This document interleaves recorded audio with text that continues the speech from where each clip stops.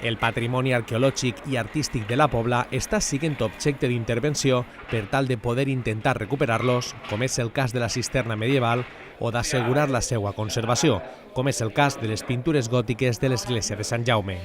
Pel que respecta a la desapareguda cisterna medieval, ja s'han iniciat les prospeccions necessàries per a poder datar-la i al mateix moment certificar en quin estat es troba la seva estructura, després de 4 dècades soterrada. Avui en dia només queden, més enllà dels testimonis orals, estructures entre 2 i 4 metres per davall del nivell del carrer i al mateix lloc una entrada a un refugi de la Guerra Civil. Estem en una primera fase per a poder recuperar i a veure si tenim sort i tenim troballes de lo que era la cisterna possiblement medieval de la Pobla de Vallbona. Heu de tindre en compte que per als anys 70 aproximadament se va fer un enderroc d'esta antiga estructura que és molt interessant perquè, a més, molta gent del poble, sobretot gent major, comenta que era impressionant i estaria molt bé intentar recuperar.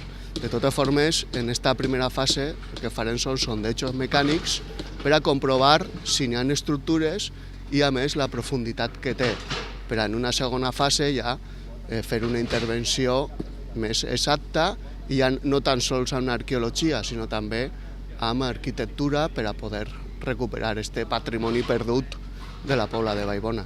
Unes primeres excavacions que són el primer pas perquè l'arqueòleg puga documentar en quin estat es troba la cisterna medieval de la Pobla per a que en un futur torni a ser un element viu, visitable i a l'abast del veïnat.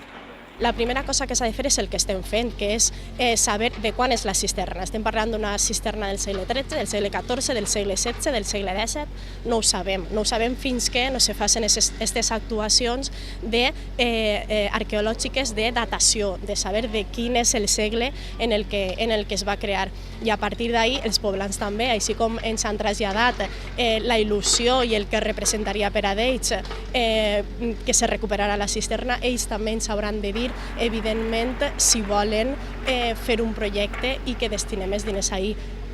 Nosaltres tenim la voluntat i estem absolutament compromesos i ho tenim molt clar que el patrimoni, part del patrimoni se pot recuperar. Unes prospeccions que ja han donat els primers resultats. S'ha trobat en bon estat de conservació una de les 3 voltes de la cisterna i el mur perimetral de la mateixa. Una troballa que va despertar la curiositat dels vianants, especialment dels que han conegut la cisterna en la seva joventut. Jo me recorde que, sent jo xiquet, veníem així molt a jugar, això estava un poquet més alt i hi havia unes escales que rodaven tot el que és la cisterna. Hi havia uns escalons, 7 o 8, i allà dalt jugàvem els crios i se divertíem així molt. I me recordo que per una torreta que n'hi havia baixàvem i jo he baixat per dalt fins a baix, fins a l'auia. O sigui que jo he estat dins de la cisterna siguent xiquet.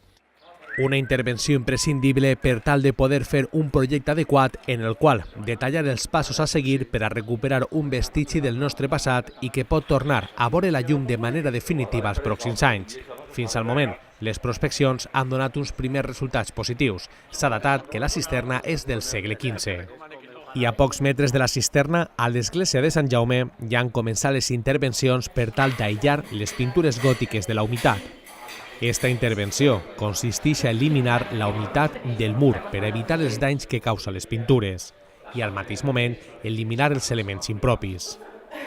S'han atorgat les llicències pertinents i les intervencions compten amb l'aprovació del Servei de Patrimoni de la Conselleria de Cultura. El que se fa és intentar paralitzar la humitat, que no pugi la humitat a les parets i que, per tant, no arribi a les pintures i les deteriore.